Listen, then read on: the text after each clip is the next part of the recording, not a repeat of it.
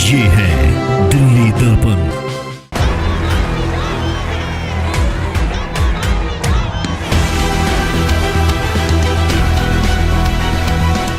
आम आदमी पार्टी और बीजेपी का पक्ष जानने के बाद अब हम आए हैं कांग्रेस दल के नेता मुकेश गोयल के पास। उनसे जानते हैं कि वो आज हंगामा होने पर क्या कुछ कहना चाहते हैं। सदन में एक बार फिर से हंगामे की भेंट चढ़ा है, चर्चा नहीं हो पा रही है। लगातार जनता की मुद्दों के ऊपर चर्चा के लिए सदन लगता है, लेकिन चर्चा नहीं हो पा रही है। दिल्ली सरकार की जो आम आदमी पार्टी है, जो यहाँ विपक्ष के का दायित्व निभा रही है, और दिल्ली सरकार के साथ साथ जो भारतीय जनता पार्टी नगर निगम में सत्ता में, इन दोनों लोगों ने एक तमाशा बना के रख दिया।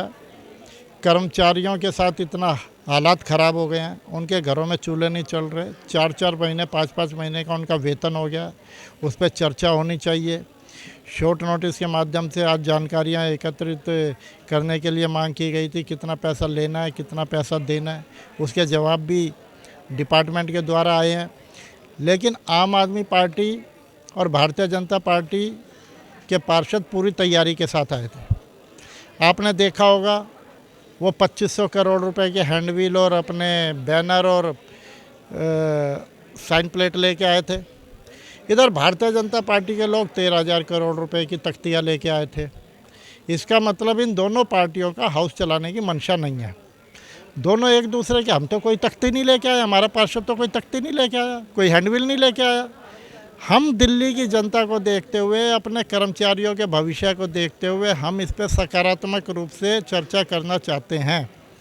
लेकिन भारतीय जनता पार्टी और आम आदमी पार्टी जो यहाँ पर विपक्ष में है और दिल्ली सरकार के इशारे के ऊपर वो लोग इस तरह के नाटकबाजी कर रहे हैं। आज इन्होंने संविधान की धज्जियाँ उड़ा दी।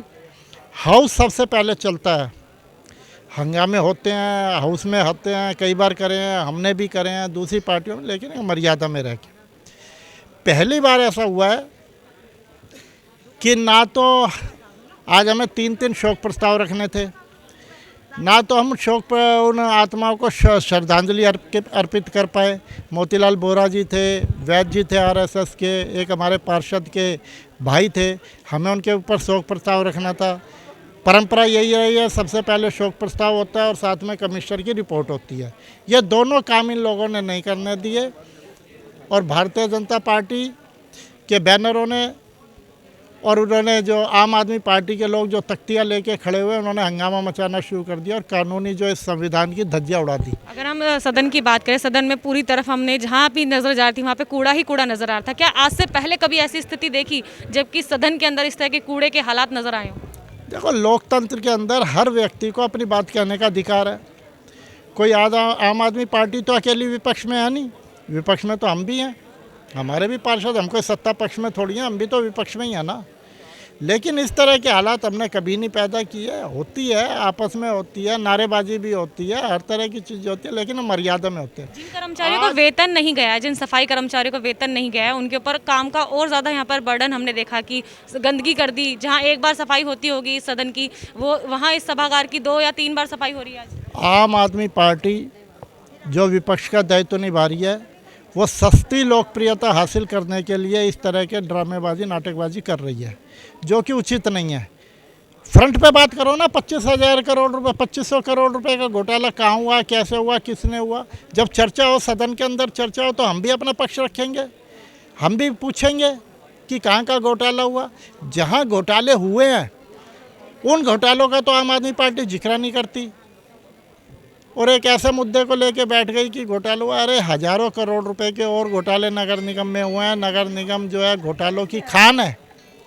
आप उन सारी चीज़ों को छोड़ के और आपने एक ऐसी चीज़ पकड़ ली जो साउथ दिल्ली और नॉर्थ दिल्ली का आपसी झगड़ा, उस झगड़े के ऊपर आपने आप मानते हैं कि ये घोटाला 2500 करोड़ की जो ये बात कर रहे हैं, इसके अंदर पिछले 3-4 वर्षों से ऐसा हो रहा है कि हमारी जो डेलिब्रेटिंग विंग है वो कहता है हमें किराया लेना है।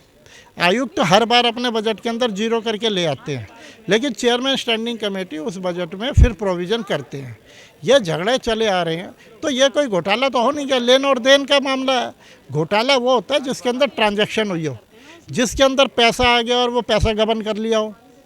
या पैसा माफ़ कर दिया गया हो या कुछ ऐसी बात कर दी हो, तब ये सारी चीज़ होती है। ये तो प्री प्लान्ड पहले इस तरह की नाटकबाजी कर रहे हैं। और मैं जहाँ तक भारतीय जनता पार्टी है वो भी 13,000 करोड़ रुपए का नाटक कर रही है। आज ये शॉर्ट नोटिस लगी हुई है, उन्हीं के नेता सदन ने लगाई है।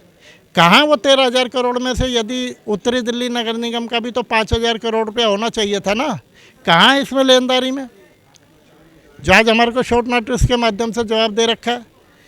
तो दोनों के दोनों पर लोग वो 13,000 रुपये का गलत करोड़ रुपए का गलत प्रचार कर रहे हैं या 2,500 रुपये का गलत प्रचार कर रहे हैं। आम आदमी पार्टी कह रही है कि पर्दे के पीछे बैठकर, एक कमरे में बैठकर इन्होंने 2,500 करोड़ रुपए की जो लेनदारी है या देनदारी थी इनकी आपस में, साउथ एमसीडी और नॉर्थ एमसीडी की, वो उन्होंने खारिज कर दी आपस में कमरे में बैठकर। ये मुद्दा जबकि सदन में उठाया जाना चाहिए था। क्या आप मानते हैं कि सदन में आना चाहिए था? और क्या नॉर्थ एमसीडी इस स्थिति में है कि 2,500 करोड़ माफ कर सकते? मैडम, मुझे तो ये समझ में ही नहीं आ रहा 2,500 करोड़ रुपए की। हम वही बात तो कर रहे हैं। अभी बजट के अंदर आयुक्त महोदय लेके आया, जीरो करा। ये स्टैंडिंग कमेटी चेयरमैन के बजट की इंतजार तो करे।